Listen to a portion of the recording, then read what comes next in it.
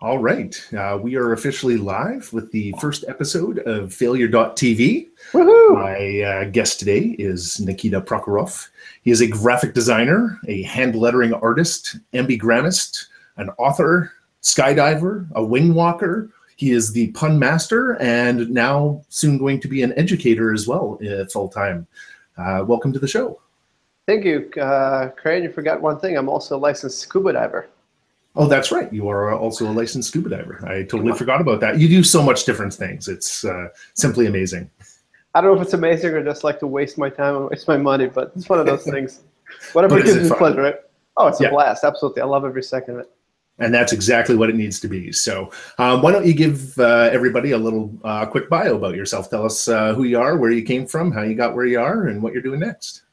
Well, I got to where I am through many, many failures and a couple of successes even.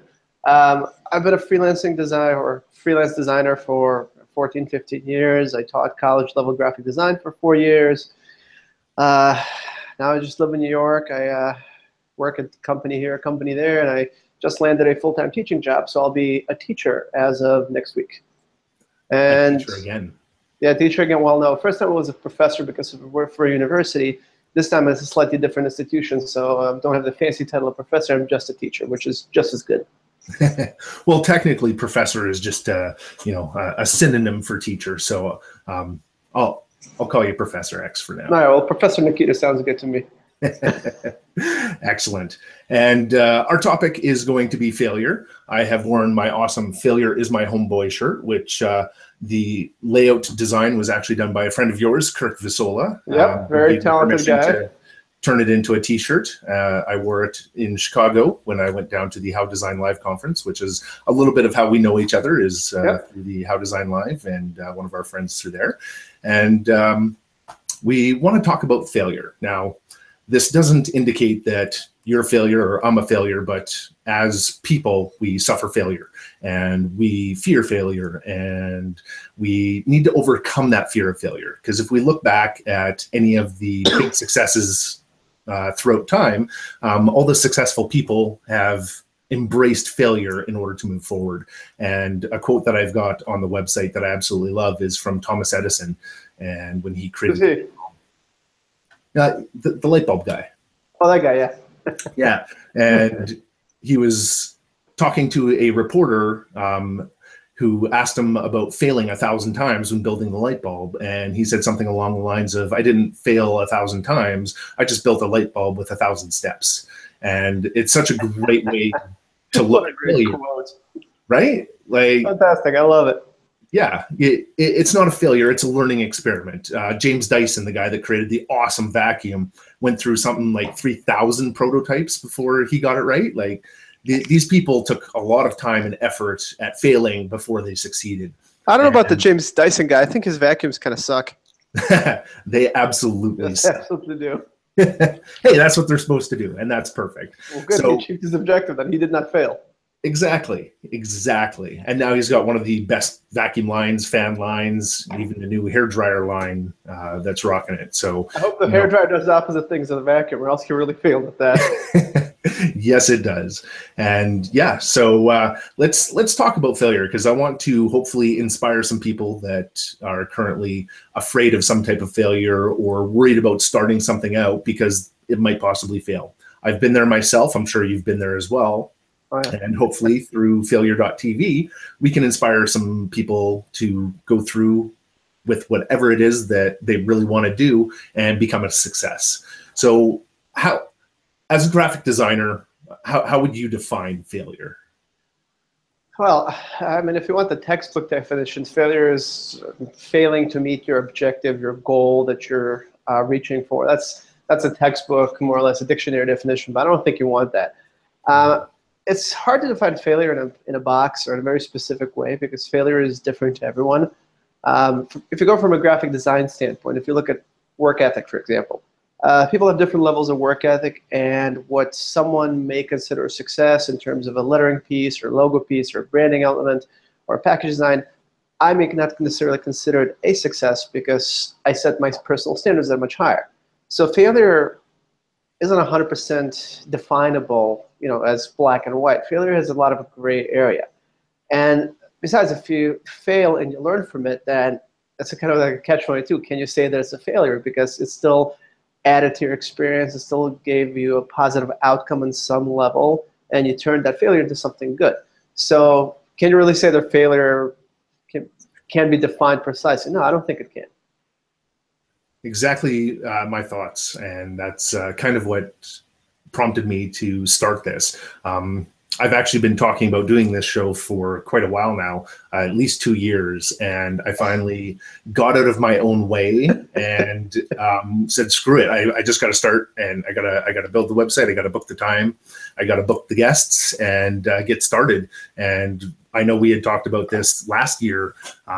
Just after I had done my big move there about possibly starting. And, some people would consider that a failure, that I didn't actually start it last year when I thought I would. But, with everything else going on at that time, I just didn't think it would be the best time to start something like that I couldn't follow through on properly. So, well, you know what, if you started back then and you failed, it would have been just another great topic for the future podcast, future live stream. So. Oh, absolutely. But who would interview me on that? I got to get another host to interview me, because I could be my own guest. Well, maybe if you put a mirror in front of the camera, you could have kind of an Inception thing going where you can interview yourself. Yeah. Now, when you're looking at failure or non-failure, do you believe that your outlook on failure will play a part in how successful you can become? Oh, absolutely. There's several different ways that people react to failure. Some people, they curl up in a ball and they cry for as long as they can. And some people cry for half an hour, and then they kind of gather their bits and pieces, put them in a bag, and go reach their objective and get done and finish what they needed to finish initially. Because at a failure, and they use it as a springboard, that enables them to be that much more successful and to get things done either that much quicker in a different manner, or when they're in a different outcome. Because let's say you're reaching this high with your first objective and you fail, then next time after you fail, it'll prompt you not to reach this high, but even higher. So failure in a way can be, it's a springboard, and it helps define your success because it can propel you forward. But that all depends on how you react to the failure, and also how epic the failure is. Absolutely. Now, when you're talking about those epic failures versus the little mini failures, do you think that your reaction and how you deal with that failure would be different if you're the only one that knows about that failure, whether it's a small failure or a huge failure, or if it's more of a public thing where it's done at like work and some of your coworkers know or some of your friends know about it? Does that change your reaction to it and how you're going to deal with that failure, or just how you react to it in like a private versus public sense? Well, my first comment is I think you should get a counter and click it every time you or your guest says the word failure, and see how many times you actually say it in the course of one podcast or one interview. And that's my first answer to that question. So my second thought is I don't mind getting embarrassed in general. I don't get embarrassed easily. So if someone finds out about my failure, for me personally, it's not a huge deal, because I learned from it. Even from the sarcastic jabs that people may take at you if you display your failure publicly, that's fine, because it's a learning experience and it helps you laugh at yourself. And you have to be able to laugh at yourself. I laugh at my own mistakes, and most of the time I can admit them. And I share my success or my failures publicly, with our design friends, with my personal friends. So my failures, unless they're really, really awful and detrimental to my own ego, usually they're out there in the open in some way or another. So my reaction is not that different. Yeah.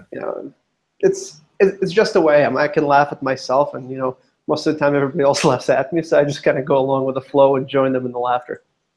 Absolutely. And I think one thing that a lot of people don't realize if they do post stuff publicly, because a lot of people, because they're already a fear of failure, will not go public. So if it is something that they've done in private, they won't tell anybody about it.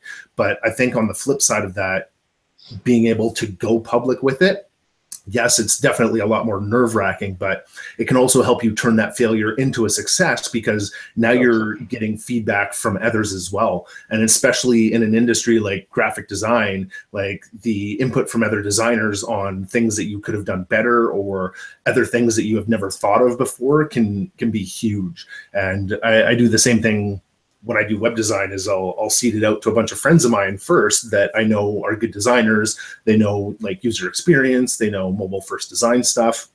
I'll send them over and be like, test it out, tell me what you think. And then they'll tell me everything that's wrong with it. And I know I can trust them to be honest with that as well. Good friends to have. Good friends to have, definitely. Absolutely. Well, I can give you a quick example of a non-design failure that I learned from quite a lot. All right. So do we have time for that? Absolutely. All right. So my fourth skydive ever, fourth or fifth, it was a jump that I had to repeat 2 times because some things I did wrong, some things I didn't do in time. Obviously everything turned out okay, but there's certain progressions, certain tasks you have to complete. So I repeated the jump a 3rd time, jumped out of the plane with the 2 instructors, side by side, neck holding me, did all my maneuvers, flips. Everything was great, fantastic. Opened up the parachute on time, as you can obviously tell. And after parachute open, I was so ecstatic, I just started playing around, twisting and turning, doing some twists. And I kind of forgot that before you start playing around in the sky, you have to head back towards a general landing area, where you should land. And by the time and usually you have a radio, and they teach you don't depend on the radio. And I was so excited about the jump going well, I kind of forgot about it because I heard nothing from the radio. And by the time I realized that, I was 2 or 3 miles away. So I started heading back towards the drop zone where you jump from, or where you land. And then I realized I'm not going to make it there because I'm too low and it's too far away, and I'm going to have to find an alternate landing area. So I found an alternate landing area, which turned out to be a field that was completely enclosed by trees. It was some farmer's field. And when you're looking at it from 1,000 or 2,000, 3,000 feet, you can see, okay, there's a trail there, there's a road there. All right, I see that. Okay, perfect. I'm going to land there and walk out this way. Once you land in the field and you have trees 40 or 50 feet above you, it's kind of hard to see where the hell you're going. Oh, yeah. So bottom line is, I landed successfully. Nothing bad happened except my radio person who was on the radio, who gave me a very dirty look as she drove by me in the car when she was looking for me. And my failure was that I didn't just land 2 miles away from where I was supposed to, but I became dependent on the radio. And the radio was actually, they checked it in the plane, it was working fine, but somewhere between the jump and me opening the parachute, the batteries disconnected and went dead. So that's why I didn't hear anything from it. So that's why I landed 2 miles away. That's why I got dirty looks. And that's why the videographer, who's a buddy of mine, he's a great guy. A couple weeks later, he gave me a framed aerial print of the drop zone so I can never get lost again. That's awesome. And you learned something very good from that, which is absolutely don't always depend on the technology. And I think that's something everybody needs to realize, especially today, because we are so reliant on technology. And if the technology fails, we are so lost. Like I remember back when I was in high school, I had a delivery job, and I had like a thick map, like all folded up in my car, with a flashlight and everything, like super powerful flashlight. So when I'm doing deliveries in the dark, I'm like trying to find those tiny letters on the houses that never seem to be by the light or otherwise illuminated or anywhere where you can see it. So, trying to do that today, if somebody's phone fails, all of a sudden they're so lost and they've got no idea where to go or what to do. So I'm getting quite a kick out of a mental image of you shining your flashlight into people's houses when it's dark outside, and I'm trying to figure out what they may be thinking, and that's putting a smile on my face right now, I have to say. Well, that actually should, because my dad was a volunteer policeman at the time, so I borrowed his flashlight. And his flashlight was one of those like super powered ones. So I definitely had people like looking out their windows because I'm shining this bright ass light as I'm driving down the road, looking for the numbers, people looking out like, what's going on? Are the cops here? Am I getting busted for something? So it's pretty funny. Definitely a funny scenario. And I always, I learned from that as well, try and figure out the route beforehand. And I always do that these days, both on Google Maps, and I'll have it on my phone as well. But if my phone fails, at least I've reviewed the map and where I'm going ahead of time to try and avoid that failure, because sometimes Google Maps sends us in the wrong spots as well. And I've unfortunately run into that more than once. So I always try and figure that out ahead of time. And if I'm not sure, I phone somebody. I'm like, hey, I'm going over to you now. What's the best way to go here? Come find me. Come get me in your car. I'm I'm flashing my really bright flashlight. Come and find me. Morse code. Long period, short period. Save me. SOS. Exactly. See, that one I've known for quite a while, so I will always remember SOS. And if I ever need it, hopefully not. Hopefully I reviewed the map ahead of time and don't get lost. Let's hope so, because if you get lost, then we will not be doing any more of these podcasts, I guess. Yeah, that would be a big failure on my part for sure. Absolutely. And so we've talked quite a bit about failure, but failure, I believe, is the stepping stone to success. And you'll find lots of quotes and inspirational talks and everything like that, talking about how you can use failure in order to succeed. So I wanted to ask as well, where do your standards of success come from? Like what do you consider a success? Well, I'll be honest. Well, first of all, when people say they'll be honest, usually they're lying. So let me rephrase that. I don't think I'm successful just yet, because my standard of success, it's different. And different in the sense that, for me, success isn't defined necessarily by money or titles. For me, success is, and probably for others as well, is defined by doing good work, doing great, not just good work, doing great work and having happy clients.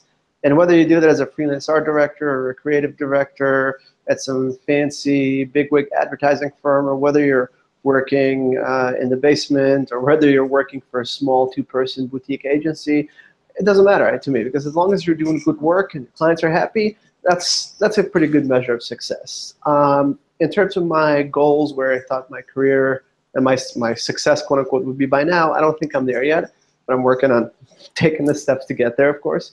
As far as my standards, oh boy, that's a tricky question. So they start with my family. My mom, my grandma, my grandpa. My grandpa was an architect and a painter. He was a professor of architecture in Russia. And this was back 50, 60 years ago, when you could be politically incorrect and you can tell people what you think and they wouldn't get offended. Or they wouldn't go crying to the dean, or wouldn't go crying to their mommy or daddy. So he was as strict as they came. He was an unbelievable professor of unbelievable architect, amazing painter, and just the wealth of knowledge that was in his head, it was beyond reason. It's like there were 3 or 4 different brains in his head, and each one contributed something different, something new. So his standards for his own work were high, and I saw him build all his architectural models and draw all his sketches. And he actually has a couple of design logos that he created just because he could. He was so damn talented, and I still have those sketches at home. That's my grandpa. My grandma, she was a psychiatrist, and she was extremely intelligent and intellectual, well-educated. Her standards for, personal relationships and professional relationships, and just in general as a person, were very high. And then there's my mother, who is a children's psychiatrist as well. So 2 psychiatrists on one side. So I'm in real trouble over here. Yeah. Her standards for herself are, beyond where you can see the screen. And her standards are like that for herself first and foremost, and then for other people.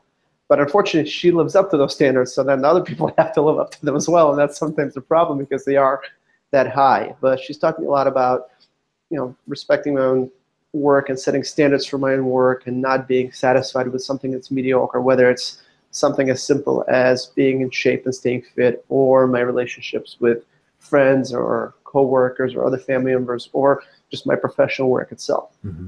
And also I see a lot of amazing work every single day. I do my type design research, a couple hours, probably every week at least. And I always see work that I think is so far above what I've been doing, what I've ever done, and maybe what I'll ever do. And I always take that into account. So when I see someone's work who's a lot better than mine, rather than be jealous and think, oh, I wish I could draw like them, I try to learn from them. I try to figure out how they got to that point and what steps they took. And sometimes if it's someone I know, I'll reach out to them and say, hey, that piece that you did, that's fantastic. How did you come up with that? And I try to learn from it rather than be jealous that someone else is at a certain level of success that's much higher than my own. So does that kind of answer the question, or not at all? Absolutely, and above and beyond. And you did bring up some really great points in that as well. You had mentioned that the way people consider themselves a success is different based on that person. Like some people will have a standard where their success level is money or status or power. And that brings up a whole other area of discussion in that, do you think that when people strive to succeed in those different ways, like whether they're going for like a personal level or money or status or power, because I'm the same way as you. Like my definition of success does not include massive wealth. Like, I'm not going to turn it away if it comes with it, but that's not the deciding factor for me. I don't think anybody would.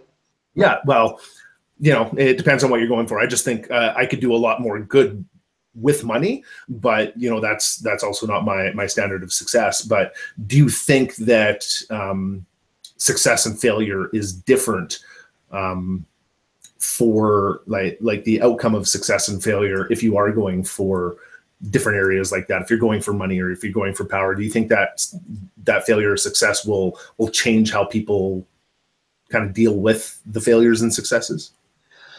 I don't know if it does or not, because in the end, let's say I define success as having, Fortune 1000 clients, Fortune 100 clients, and doing a different letter piece every single day, and the clients loving it. And for example, for yours, let's say someone else success is having 7 or 8 figures in their bank account. That's still their own individual levels of success, and how they get there, even though it's a different journey, different goal. The journey is different in some aspects because different people, different context, but on some levels it's still the same. Because here's a success, here's where you are, you want to get there. Whether money is up here or personal relationships or having a great list of clients, it's still success no matter if you go to it with a roundabout way and you get to it with a little twist, or you go straight up. It's still success no matter what you no matter what you call it. It's still success and you still get there. And I think the failure is regardless. If you try to land a $10 million client as a salesperson, you fail, you still fail, it still stings. If I deliver work to a client and they say it's no good and they fire me as a designer, that's failure, that still stings, but we all learn from it. Hopefully we'll learn from it. Yes, and I really like something that you mentioned in there as well. You were talking about the journey, and that made me think of a whole other way of looking at this as well. Would you consider a success the journey or the destination? Yes. The answer to that is yes. Well, both, because the journey, in my mind, if the journey ends with a failure, if you learn from the failure, the journey is still a success. But if you go through the journey and you get to the success part, you get to it quicker, you still learn from both. It's just a more positive outcome, at least for the time being. Because if you take one journey and you end in failure, you learn from the steps, you learn from the mistakes you make, and then the next journey could be longer, it could be much shorter based on what you learn. And if that ends in success, and the previous failure was in a way a success as well. Absolutely. And I couldn't agree more with that, actually. That's pretty much exactly along the lines of what I was thinking for that. So that came awesome. And that's actually, I think I'm going to work that into the general questioning for future guests as well, because it's something I didn't think of before, and stemmed right out of this conversation. So we got at least one success from the first podcast already. Well, maybe we should fail the next topic, because you don't want to be too successful and let it go to our heads. That's right. Well, if this completely crapped out on me and everything else, that would have been a big failure, and I would have considered that a success, and I could have shown in the second episode how to recover from that first failure. All right, well, good. It's something to keep in the back of your mind then. Absolutely. So we were talking earlier about people like James Dyson and Thomas Edison. There's also another big celebrity that talks a lot about failure is Michael Jordan. And he has a commercial on failure, and he's basically talking about all the missed goals he made, and all the times that he thought he failed, but learn from it to move forward. I believe in basketball they call it basket, but whatever. I'm not a big sports guy. I'm sorry. You're from Canada, and you're not a big sports guy. You know that whole hockey thing that's played there, right? Really? Yeah. I take a lot of credit for that, but. Yeah. Believe it or not, I'm starting to watch football now. So as a Canadian, I'm getting into football. Sorry. And I'm getting really a lot of slack for that. It's okay. Yeah, it's fine. Okay. I'll forgive you for that. It's all right. Yes. A couple other notable celebrities are Oprah Winfrey. She was told at one point in her career that she would never be a host on television, and she ended up being obviously one of the biggest hosts in the world. And so they have taken their failures and they succeeded from them. And I wanted to know, do you have any examples of your own where you've failed at the same thing multiple times, but then finally succeeded and were able to move forward on that one thing? Well, one of the biggest failures I've had that I recovered from the next time around was my graduate school reviews. And I went to Savannah College of Art and Design, which is a pretty good school in Georgia, Savannah, Georgia. And the way that they run the school is whether you're a graduate or undergraduate, you have a panel of professors that review your work after a certain point. Just to sum it up, you pick 10 to 12 of your best projects, you line it up in a room, you set it up however you want. They come in, they talk about it, and they kick you out. They talk about you and the work, and then once they're done, they call you in, tell you whether they passed you or not. And if they passed you, great, that you go on. And if they fail you, you have 10 weeks, which is their standard quarter length, to redo the work as per their recommendations, you know, taking with a grain of salt, of course. And then you get the same panel to review your work again. And if you fail the second time in a row, then you get kicked out of school for a year. And then after a year, you have to write an essay pretty much explaining why you deserve to be let back into the program, how you've improved your design, educate your knowledge, what kind of work have you done. You know, just basically it's glorified begging, essentially. That's what I call it. And my first review, my graduate school review, I was there for grad school. I failed it. I failed it miserably because I had a swelled head. I thought my work was amazing. And it doesn't matter that I had a panel of 5 of the hardest teachers in the department. I just got that lucky, but they failed me. And this was like 11 in the morning. At night, I was this close to formatting my computer and essentially erasing all my digital work, throwing all my printed work in the garbage, packing up my all my belongings into my 4Runner, and driving back home to Connecticut, which is 970 miles, give or take, in the middle of the night, and then taking a couple of weeks off and then enrolling in something like accounting or math at a nearby college, just something completely different. Glad you didn't do that. No, obviously I didn't, but we wouldn't be talking. But I came very close to doing that because it was such a spectacular failure. I almost didn't recover from it. But I decided, thankfully, I pushed my hand back from formatting the computer, from pouring coffee in it, whatever I was deciding to do at the time. You know, this was right before spring break, so I took about 10 days off, didn't do anything, no design work, just relaxed, completely emptied my mind, and then I went back to work after a week. I should have probably gone back to work after a day or so, but I took a little bit longer.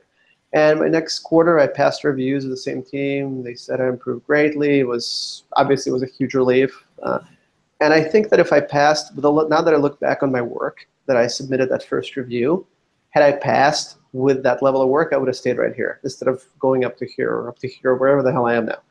But failing that and seeing my work through a different set of eyes and being told that my work is, some of them said I was crap, some of them said, oh, you can change this and this. So the feedback ranged from really harsh and brutal to something that wasn't sugar-coated, but was put a little bit nicer than your work sucks. So had that not happened, my work would not be where it was, and possibly I would not even be doing design work anymore. So that's pretty much my biggest design failure, I think, that I've had so far. Yeah, that's an amazing story for something like that. And a lot of people don't realize that, especially like in college and university, that when you do stuff like that, that can actually happen in real life as well, because sometimes you've got to present to like a board of directors or something like that. And one of the big problems that you're going to face with that in the graphic design world, because I've done the same thing with web design, is that they don't understand design. And you could make one of the most amazing things that people in the design world have ever seen, and your client, whether that's your boss or a freelance client, can be like, that's total crap, I don't like it, start from scratch, give me something brand new. And it's just, it can be totally heartbreaking, but it can also help you better understand the client and the client's needs, and trying to move forward and ask better questions, or to try and flesh out their idea, to make it what they want. But having that feedback's huge. And it doesn't always happen that way. Sometimes you go through multiple rounds of failure, you finally get it. But sometimes you just don't, and you have to learn how to live with it. Yeah. Well, there's definitely been some things, because I am not a very good logo designer. I never have been. I've made a couple really nice ones that I like. I know there's a couple I've made that you've hated, but they were quick and dirty. Hold on. Hate is a strong word. I would hate a dictator who murdered millions of people, but your logos are, maybe I loathe them or despise them slightly. It's not exactly hate. It's a strong word. Well, that's much better then. You know, I do take that into consideration when trying to come up with something new. But a lot of times I will also,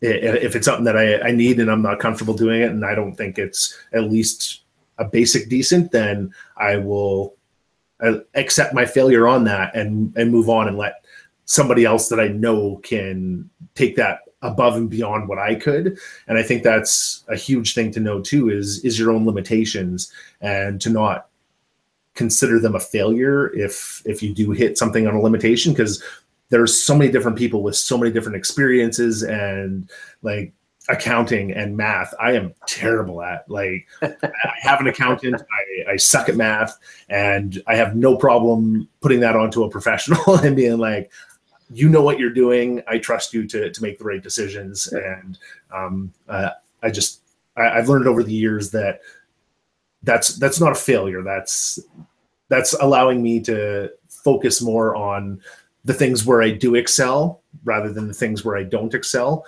And it makes my life easier, I think. Well, absolutely. I do the same thing with WordPress and what I build. And I can build a basic website, install a theme. I can hack it. I can cut and paste some PHP, figure out where something is supposed to be or not supposed to be. But when I break it, and I break it severely, I call one of my buddies who's well-versed in code and PHP and WordPress, etc., and they fix it in about 3 minutes. And I just sit here scratching my head and said, hold on, I broke this in about an hour. I tried to figure it out for about a day, and you fixed it in about 5 minutes.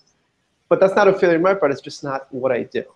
Yeah, it's exactly. like same thing with sports. You know, some people excel at different sports, not because they're horrible at the one they're horrible at, but it's just because maybe their body is not built that way, or they don't have the hand-eye coordination. It doesn't mean they're athletically bad or they're athletically horrible. It just means they're more suitable for certain athletic functions rather than others. You know, so it's same with design. You know, I love lettering. I love typography. I have an eye for it.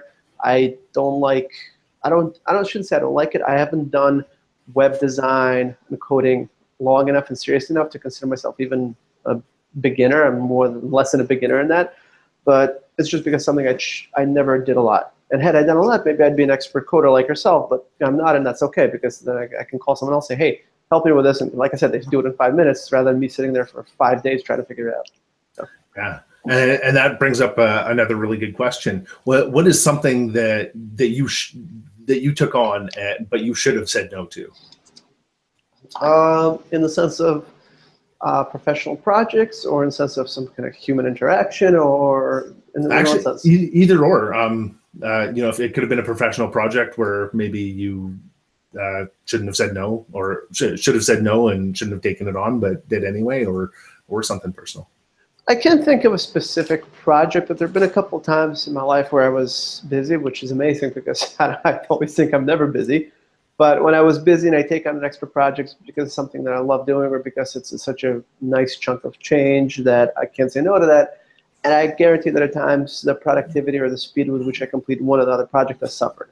I mean, in the end, you know, I do, speaking of standards, I do what is needed. If I have to go a couple hours over, more than a couple hours over billable time, or I have to stay up later to finish a project, or I have to sacrifice, you know, an outing with friends or a tennis game to get work done, I'll do it. It's not the optimal scenario. It's not the best scenario, but I'll do it anyways. So I do what needs to be done, and sometimes taking on too many projects or doing too many personal projects and spreading yourself too thin is not a good option, because something somewhere in the line is going to suffer, whether it's other projects, whether it's your own health, whether it's your own sanity, which I don't know how many designers have sanity left, but you know, if there are a few of you out there, hi, enjoy your sanity, because I don't have too much of it left.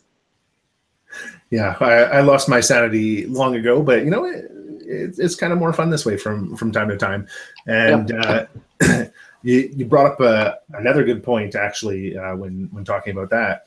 And when people are working on stuff, do you think they have to be willing to go that extra mile? Like, do you think you can become a success doing something on the side, like having a side hustle going? So you're working that 9 to 5 and you're just doing the side hustle as well. Do you think that you can succeed in that way as well, if you're willing to put in all that extra time and effort? Or do you think you can do it with just a little bit of minimal effort on the side as well? Well, I don't know if anyone can get away with nimble anything unless they're extremely talented and they can draw, you know, with their eyes closed and both hands tied behind their back.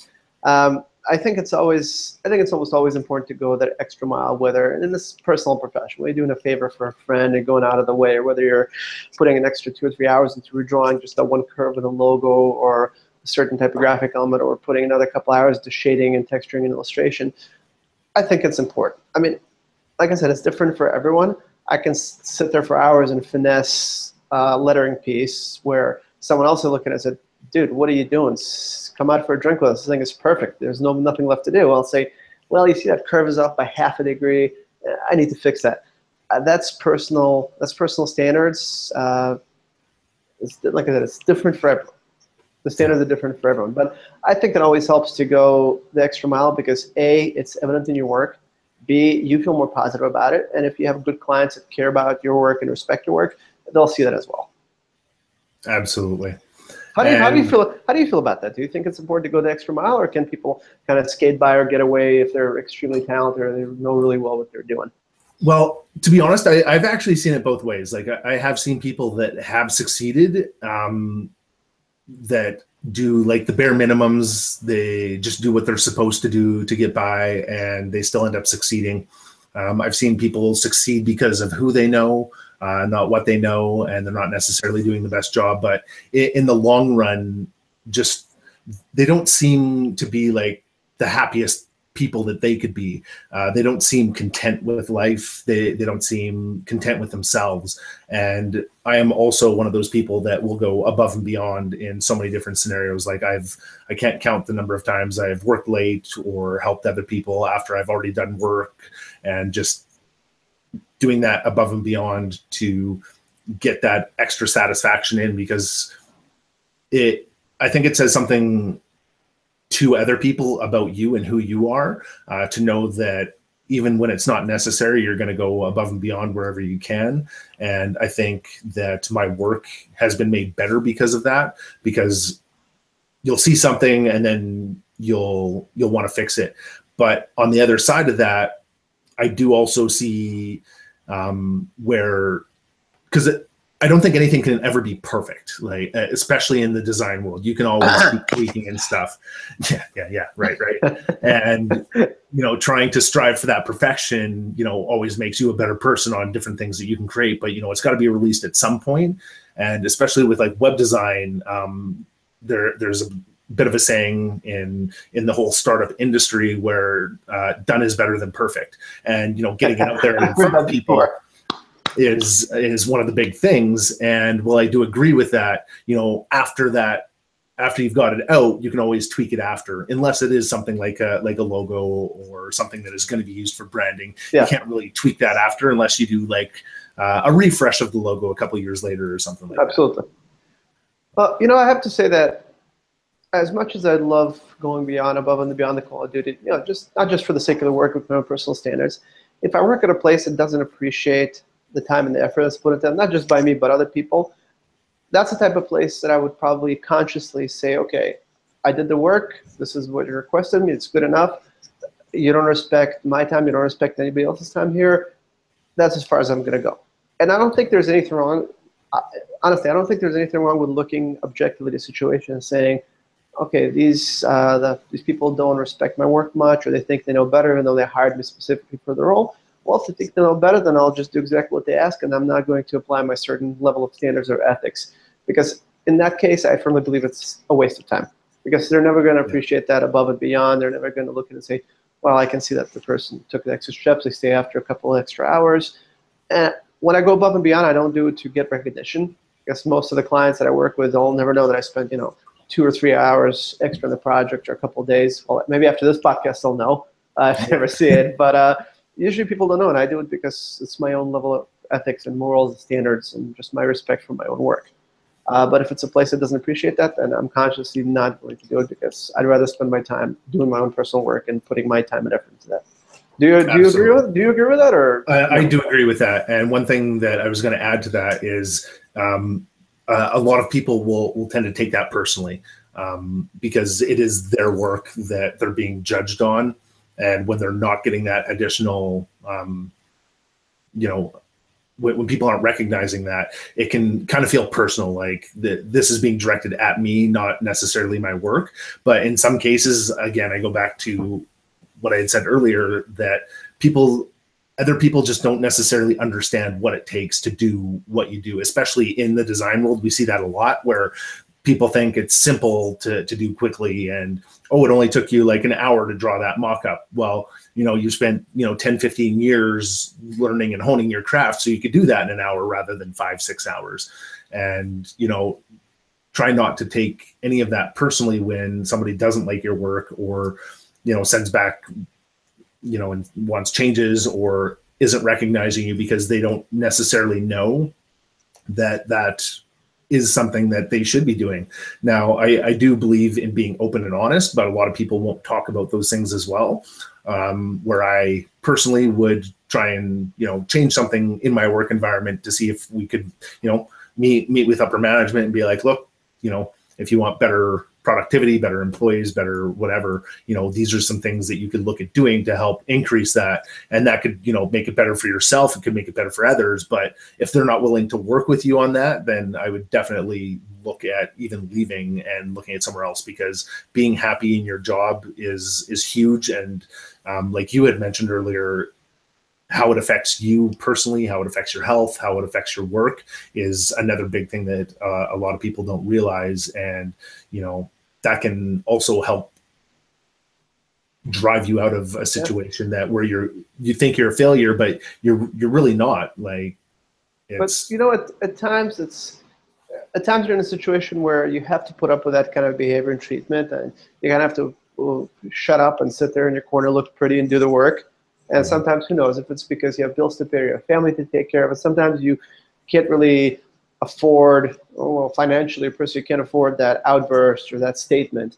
And that's where each person has to look objectively at their situation and say, well, can I afford to say that? Can I afford to do that? Can I afford to walk away? Can I afford to lower my standards because this place doesn't respect me? It's, like I said, such a different situation for everybody. It's hard to put it all under one umbrella. Absolutely. I mean, there's some overlap, some commonalities, but it's different for every single person that's out there. Yeah.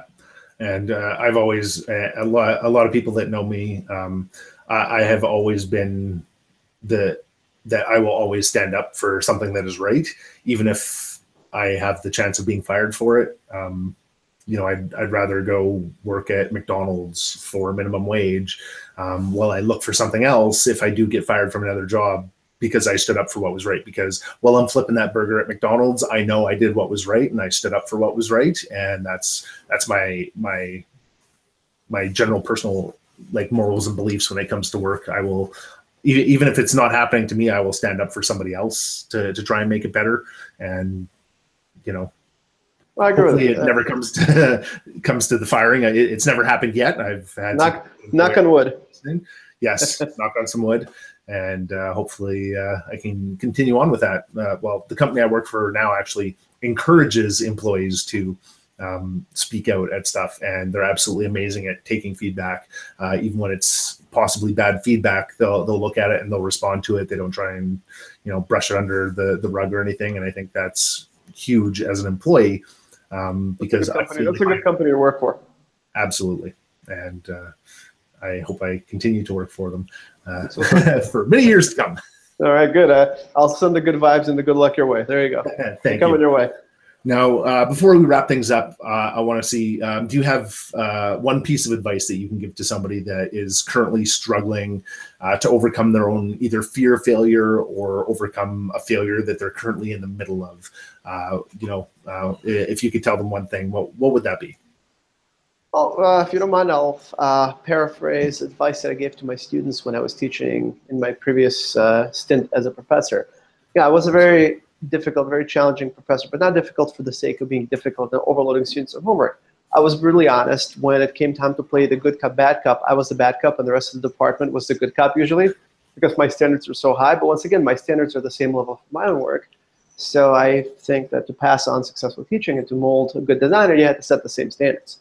And this is what I told my students. I said, if you're upset at me for giving you too much work or being too harsh in grading your project or being too critical, For an hour, do anything you want to get your mind off things. If you want, get together with your fellow students, call me the worst names in the book in any language, I don't care. If you want to go curl up in a corner and bawl your eyes out, do that for an hour. If you want to go hit a punching bag and put a picture of my face on it, you do that, that's fine, as long as it's not my actual face.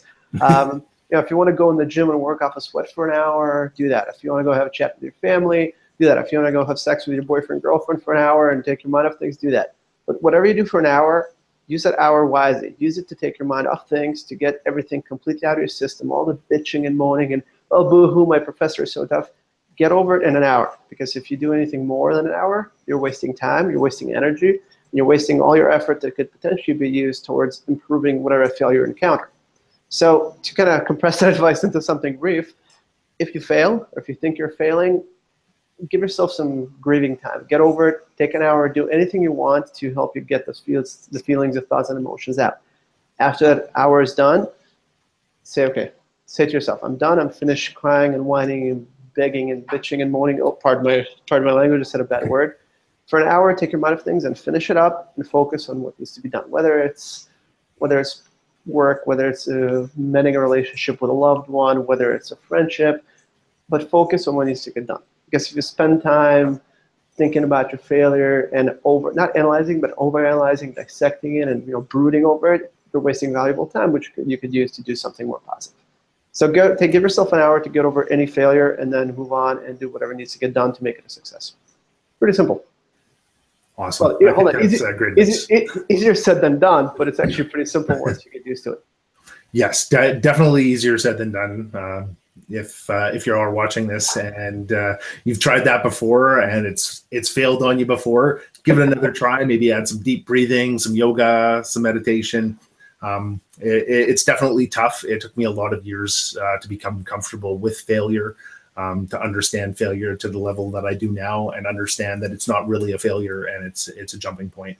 My own personal slogan is sometimes a teacher, always a student, and I try and keep that in mind whenever I run into something that's struggling. Take a walk, take a breather, do whatever, come back to it later if I have to.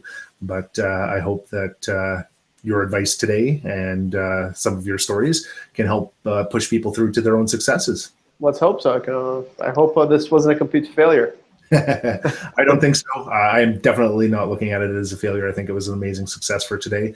And pretty soon I will have this up in podcast as well, so people can subscribe that way and hopefully benefit some more people.